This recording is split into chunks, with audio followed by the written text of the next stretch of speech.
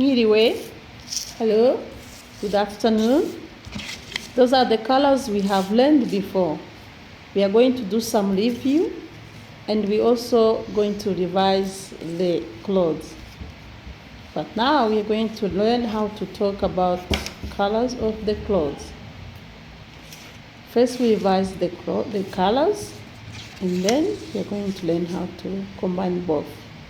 Rose, orange, umukara, ikigina, icyatsi, ikijuju,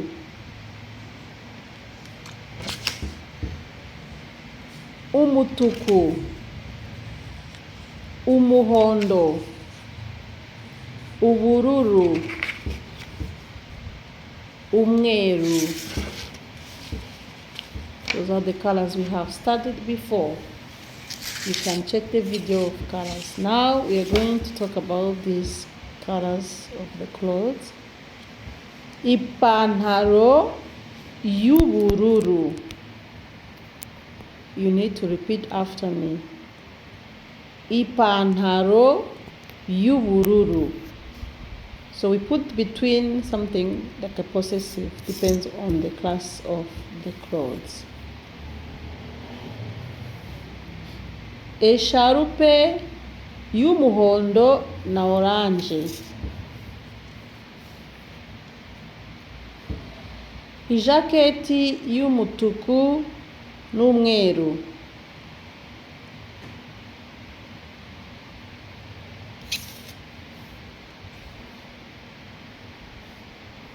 Sandali z'umutuku, ikijuju, ikigina n'umuhondo. Many colors here.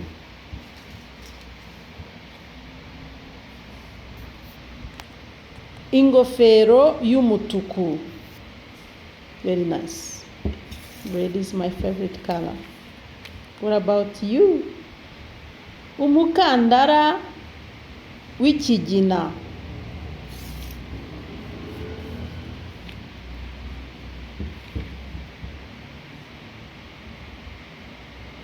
Ikoti ry'umukara n'umweru.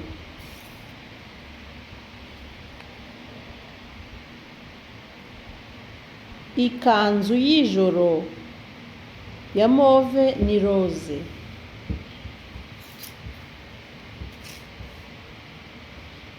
Ikabutura y'umuhondo.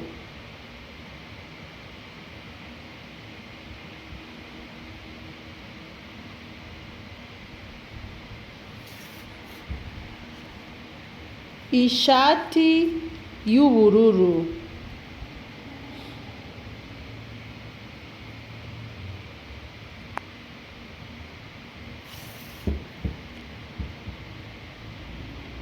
Ikanzu y'icyatsi.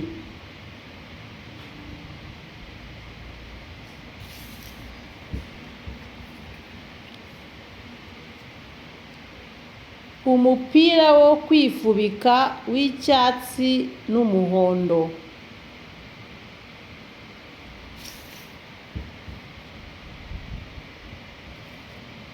Agatopu k'ubururu.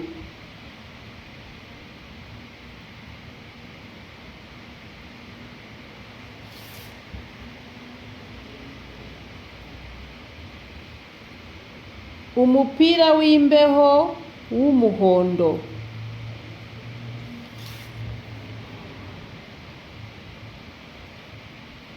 Ikariso y'umweru n'umukara.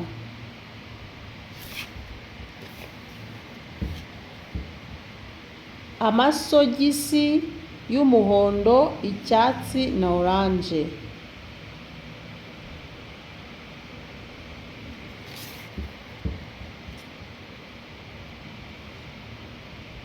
Inkweto z'umweru n'umukara.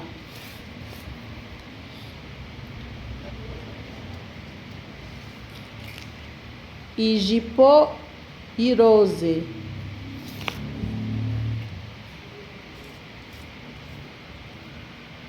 Ipinjama y'icyatsi na oranje n'umutuku n'umukara.